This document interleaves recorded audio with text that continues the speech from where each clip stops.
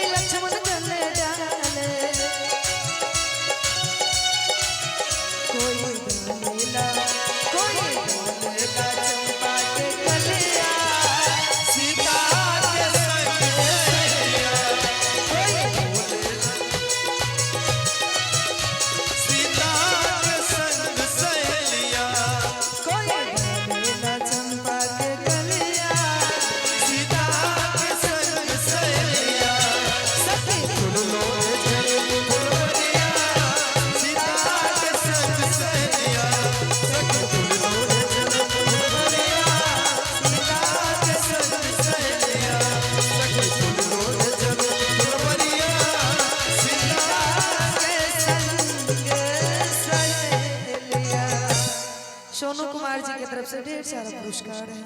सभी कलाकार उपस्थित हैं, यहाँ पे आए हुए जितने भी हमारे श्रोतागण हैं, इसी स्टेज के माध्यम से आप सभी को प्रणाम करता हूँ। एक बार चाहेंगे ताली बजा के आप सब आशीर्वाद दें।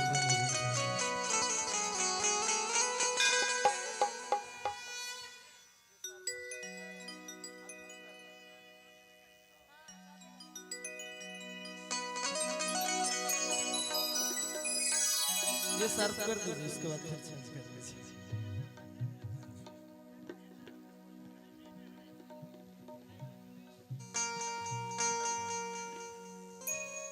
आइए, एक प्यारा सा शादी का गीत, अभी शादी का माहौल है तो आज तो शादी का ही चलना चाहिए और इतना प्यारा माहौल है। बहुत बहुत धन्यवाद लड़की के पिताजी को।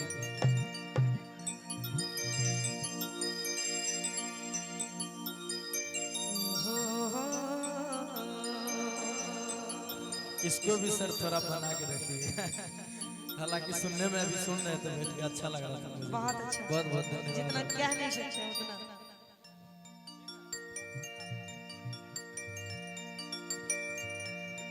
कि तोहरा चढ़ैबा बेटी सगुना हरा दिया गे,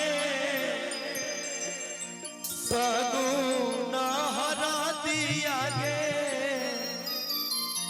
किया गे बेटी, किया गे बेटी, जुगा जुगा मांग में से नुरवा गे बेटी।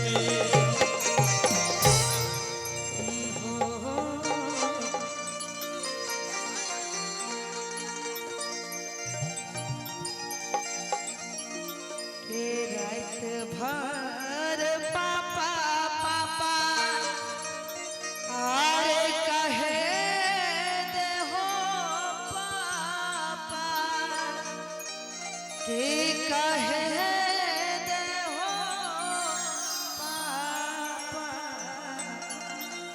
भोरे सुती हो बंद कर के बाद।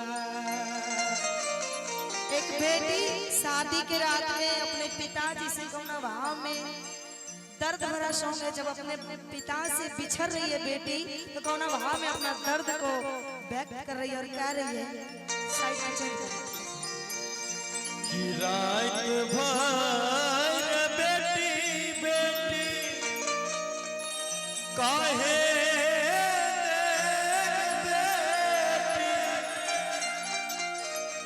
आगे काहे बेटी, भोरे होइते होई बेबिरा।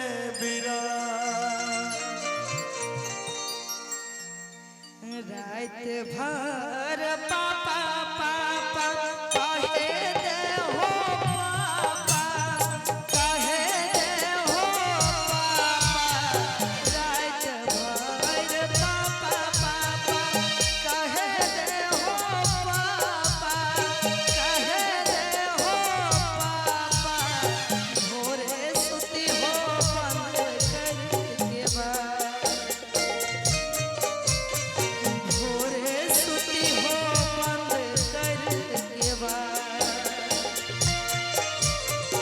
रात भर बेटी बेटी काहे बेटी, काहे बेटी, भोरे होइते होई बेबिरा, भोरे होइते होई बेबिरा। रात भर पापा पापा कहे दे हो पापा, कहे दे हो पापा। भोरे सुती हो बंद कर के बाद, भोरे सुती हो बंद कर के बाद।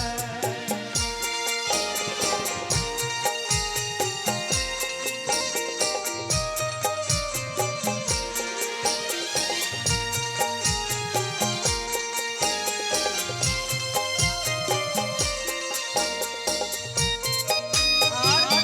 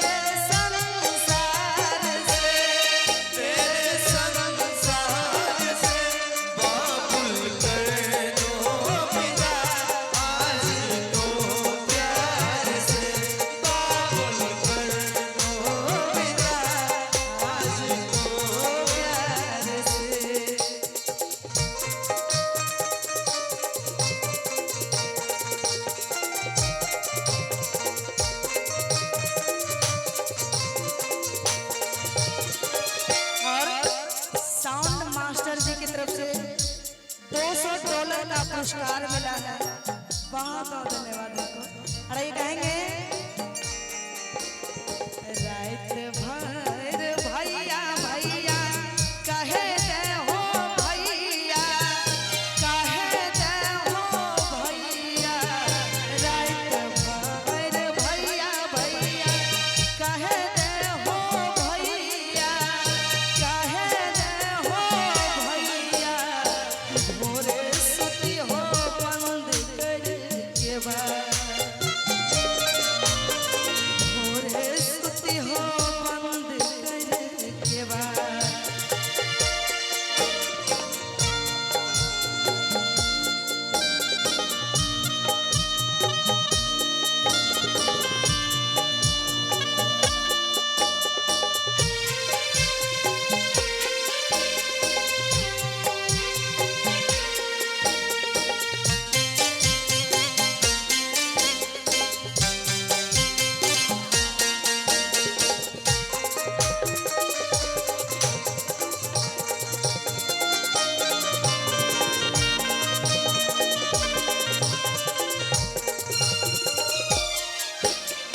रात भर बहिन बहिन कहे के बहिना, कहे के बहिना, भोरे होइते होइबे बीरा, भोरे होइते होइबे बीरा।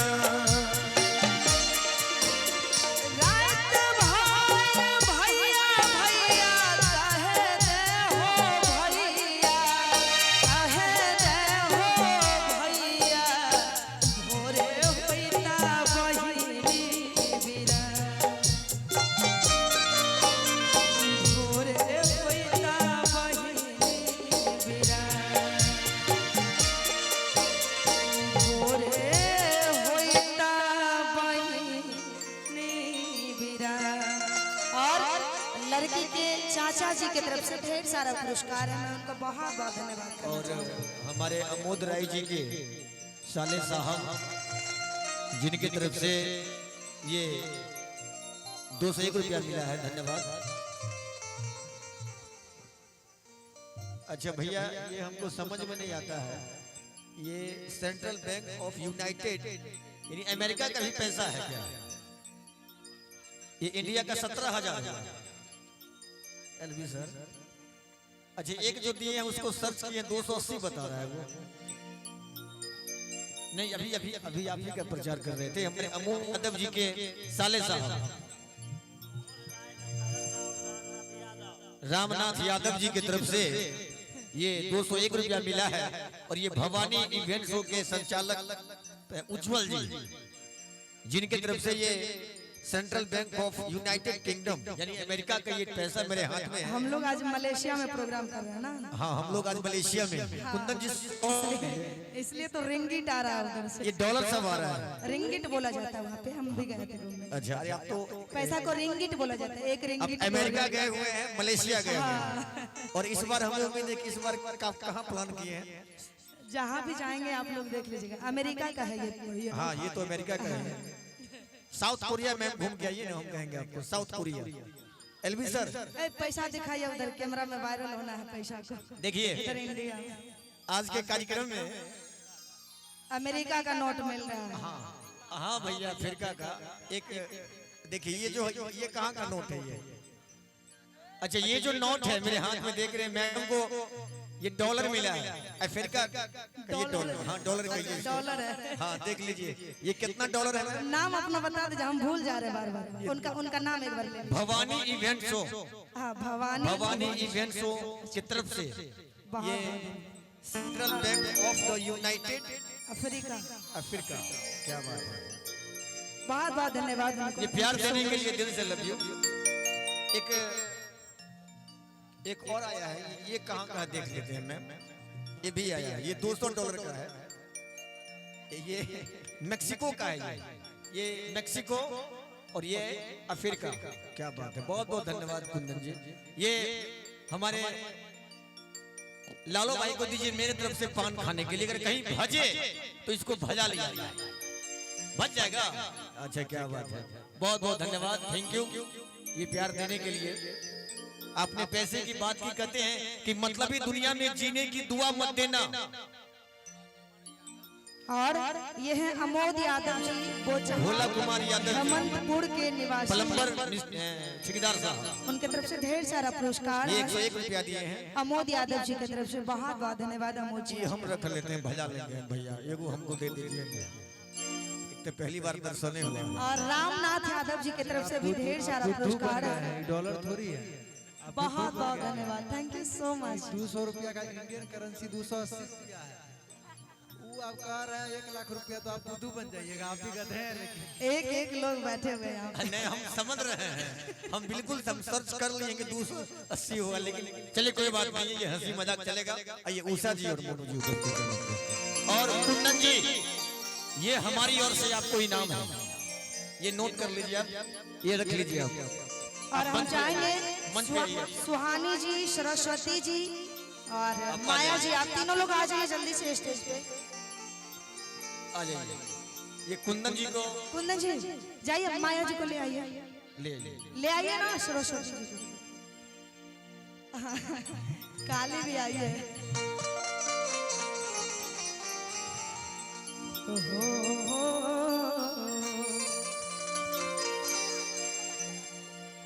ये है ना, ये सारा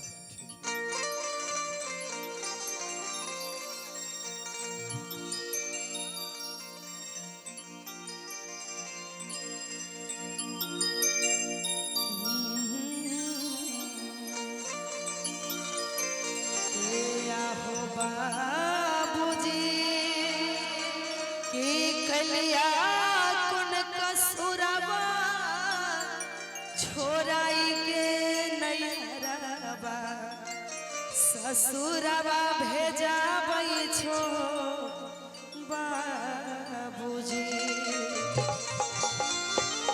आहो बाबूजी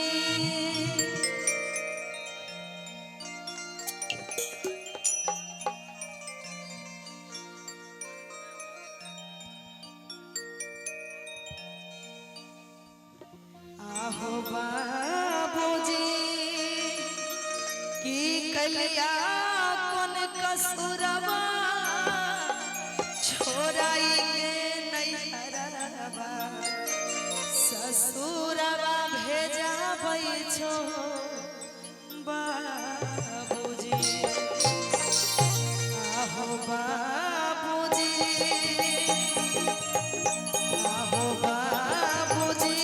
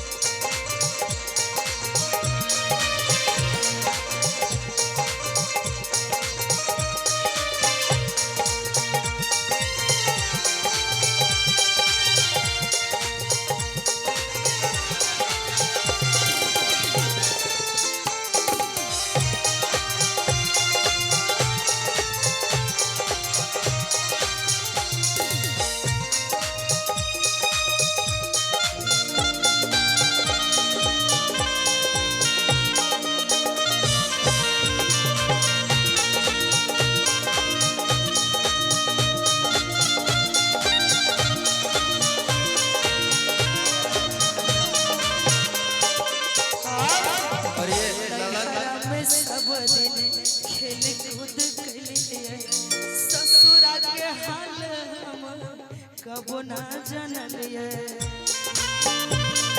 और ये ललन भाजी की तरफ से पूरे 100 रुपए का पुरस्कार बहुत बहुत धन्यवाद।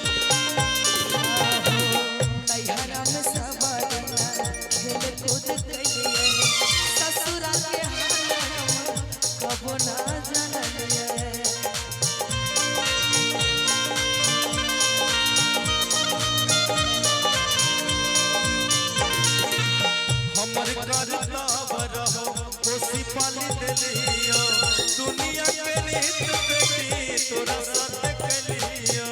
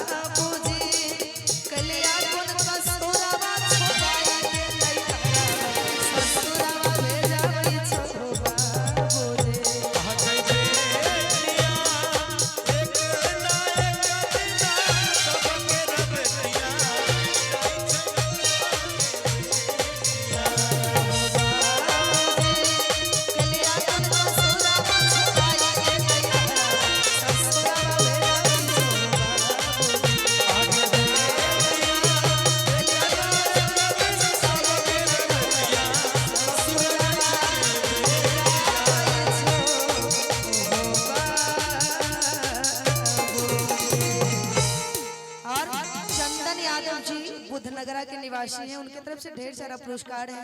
दुल्हन के जीजा जी की तरफ से ढेर सारा पुरस्कार है। और सतहू जी के लड़के उनके तरफ से भी ढेर सारा पुरस्कार है। उत्कर्ष जी, अच्छा उत्कर्ष बैंक के मैनेजर है ना, उनके तरफ से भी ढेर सारा पुरस्कार है। मैं उनको बहुत बहुत धन्यवाद करना चाहूंगी। और बहुत सारे हमारे नृत्यांगना लोग आ गई है, तो हम चाहेंगे इनका भी एंट्री हो जाए। उषा जी